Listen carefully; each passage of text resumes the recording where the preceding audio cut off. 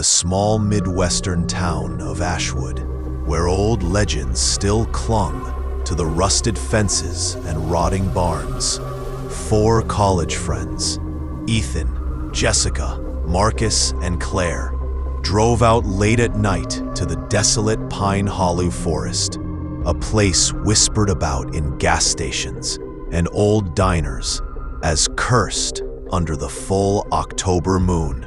They laughed in the car, blasting music to hide their nerves, claiming they were brave enough to spend 3 hours filming a horror short for YouTube. But the moment they crossed the broken wooden gate at the forest's edge, the radio went dead, and the laughter dropped into uneasy silence.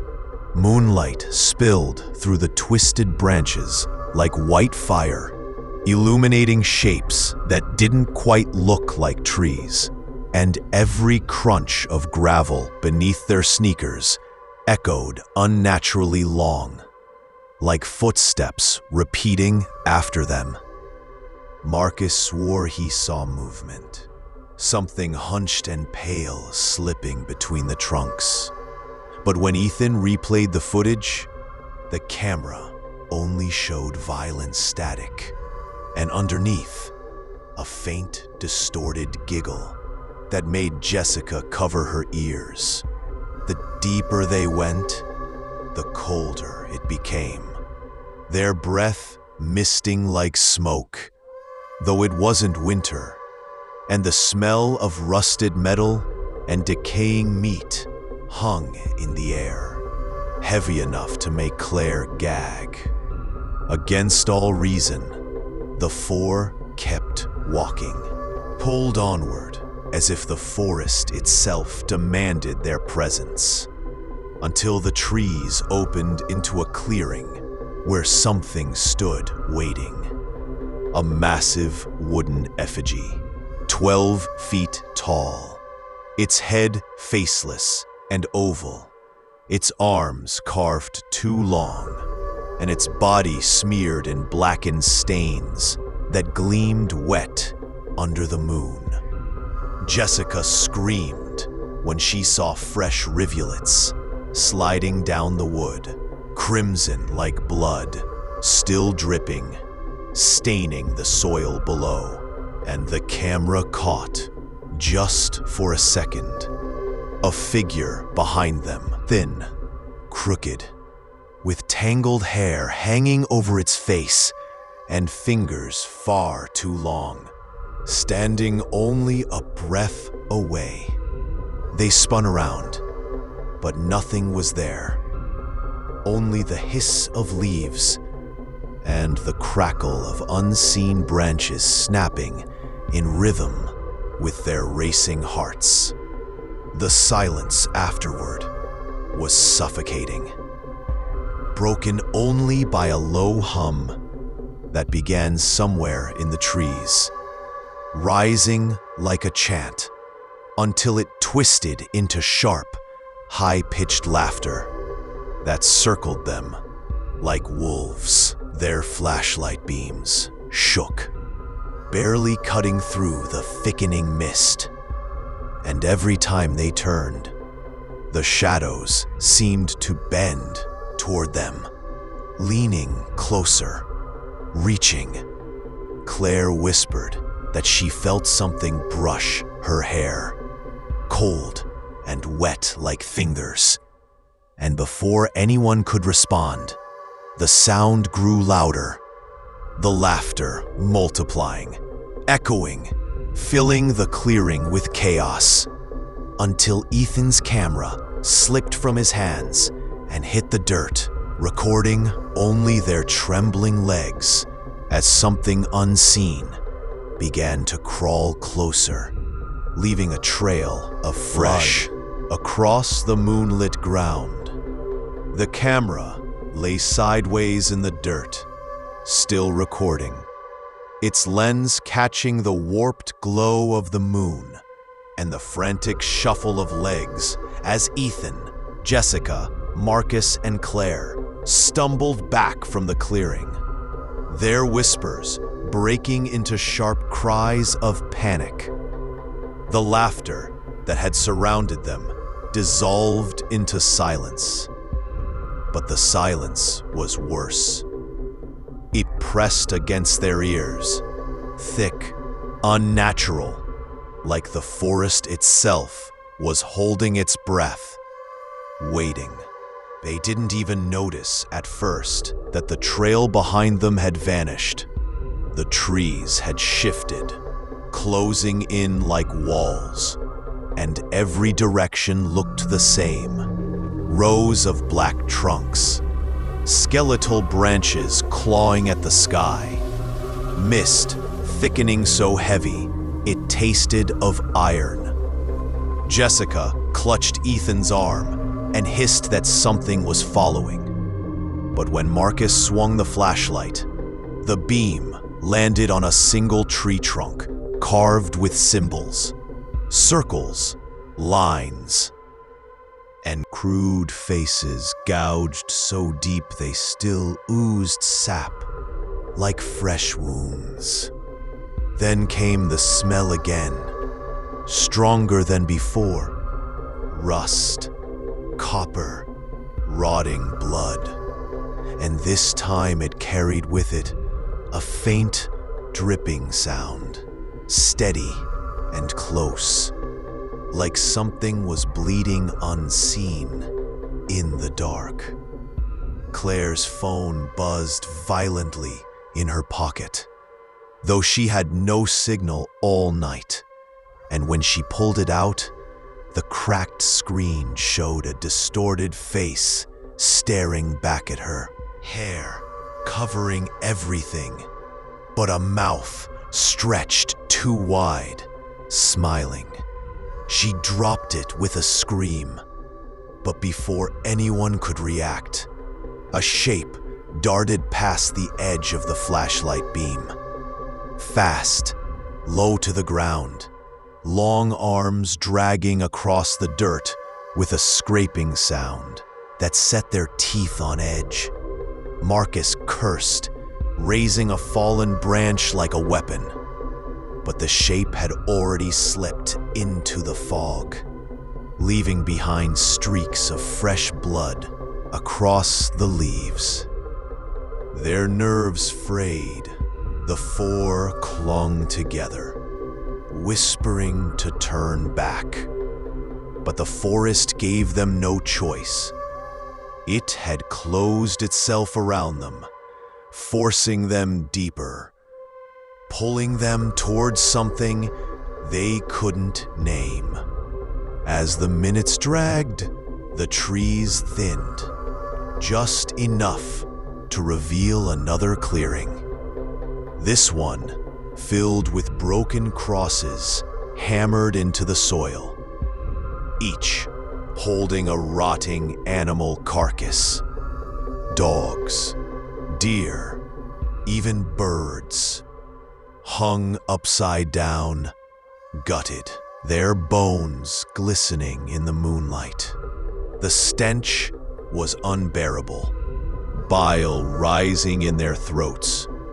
But worse than the sight of corpses was the sound that followed. Slow, deliberate footsteps circling just beyond the clearing, crunching the leaves, pausing whenever the group stopped breathing. Ethan raised the camera again, trembling, and pointed it outward. And through the static came a figure at last, taller than any of them, impossibly thin, its head cocked to one side, as if listening, hair falling like a veil, arms dangling longer than its knees. Its mouth opened, but no words came, only that laugh again, louder now, vibrating through their bones, a laugh that was not human. Jessica dropped to her knees, covering her ears, sobbing that it was inside her head, and Marcus dragged her up, shouting for them to run. They sprinted, tripping, crashing through branches. But the forest moved with them, the trees bending inward, roots rising to catch their ankles, mist swallowing the light from their flashlights, until only the camera's faint red recording dot glowed like an eye in the dark. Claire gasped that she could see something moving beside them, always at the edge of vision, matching their speed without sound. Then suddenly, Marcus screamed, a raw, tearing cry, as something yanked him backward into the fog with such force, his shoulder dislocated in a sickening pop. The others turned, their flashlight beams cutting only air. But they heard him, thrashing, begging, his voice dissolving into choking wet sounds before it was swallowed by silence. His flashlight rolled out of the mist. Seconds later, its glass cracked, splattered with fresh blood.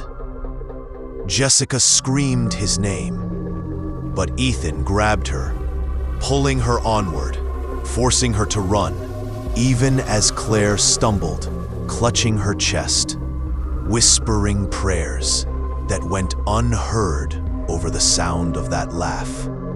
Closer now, circling them again, mocking, endless.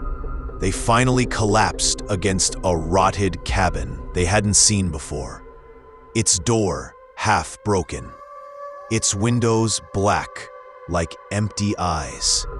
And with no other choice, they forced their way inside, barricading the door with trembling hands as the laughter faded outside, replaced by silence and the soft, deliberate scrape of long nails dragging slowly across the wooden walls. Inside the rotted cabin, Ethan, Jessica, and Claire huddled in the dark, their breaths shallow, their clothes damp with sweat and dirt, their ears straining against the silence that pressed like a weight on their skulls. The single flashlight flickered, its beam bouncing across warped floorboards that were stained darker than wood should ever be. And when Claire leaned against the wall, her hand came back slick with something wet, dark red, still warm, as though the house itself was bleeding. Jessica sobbed quietly, whispering Marcus's name again and again, but each time she spoke it, something outside repeated it back in a distorted sing-song voice, too deep, too broken, dragging out the syllables until her name cracked into laughter. The sound of nails scraped along the walls, circling the cabin, then crawling upward to the roof, and from above came the groan of old wood, bending beneath a weight that should not have been possible. Ethan lifted the camera to the ceiling, its lens catching only static, and in that static faces began to appear, dozens of them, stretched and screaming, their mouths opening wider until they tore into black voids. Suddenly, the roof cracked, and a long, pale arm burst through, its claws dripping black slime that sizzled as it hit the floor. Claire screamed as splinters rained down, and before Ethan could drag her back, the arm shot downward, catching her ankle with bone-crushing force. She shrieked, kicking, but the thing yanked her upward, smashing her body against the beams as her blood sprayed in arcs across the walls. Jessica clawed at her, but Claire's body disappeared through the roof, her scream dissolving into a gurgle before silence left only dripping. The cabin shook violently, as if the forest itself was alive, boards cracking, windows shattering inward as shadows poured like liquid into the room, forming shapes that twisted, bent, and split apart into limbs.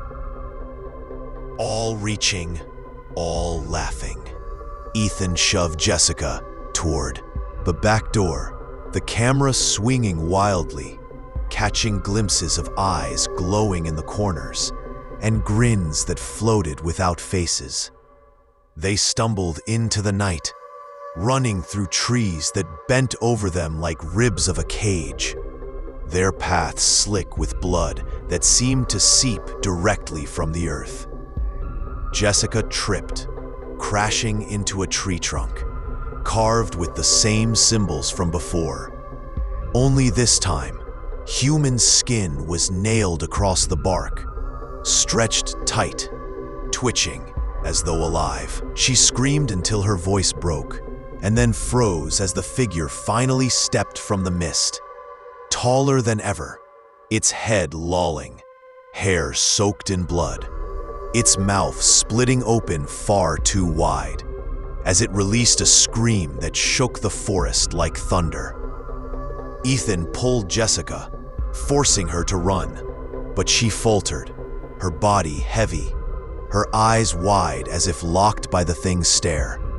And in one horrifying instant, her chest ripped open from the inside, ribs splitting as long black arms pushed through her body, dragging her, skin like a broken shell. Ethan staggered back, drenched in her blood, the camera still rolling, catching every moment as Jessica's body fell, hollow to the ground. Alone, trembling, he ran blind, his sobs muffled by the endless laughter that chased him, until he burst into another clearing. The idol, again, taller now, slick with blood that poured like rain down its body. Around its base lay Marcus and Claire, or what was left of them, skin shredded, organs glistening in the moonlight, their mouths frozen open in silent screams. Ethan fell to his knees, begging, sobbing, pressing the camera against his chest like it might save him. But the figure stepped out from behind the idol, its face finally visible, pale, eyeless, grinning so wide its jaw cracked, its body dripping in fresh blood. It crouched down, inches from him, tilting its head as if studying, before whispering his own name in a voice that was both his and not his, layered with dozens of others. Then, with one swift motion, its claws ripped across his throat, spraying the camera lens in a wave of red. The final shot the world would ever see was the camera lying in the dirt, its recording light still blinking as Ethan's body twitched in the background. And above, the idol's faceless head turned toward the lens, blood dripping from its wooden grin as the screen faded into static and the sound of endless, echoing laughter carried on beneath the merciless moon.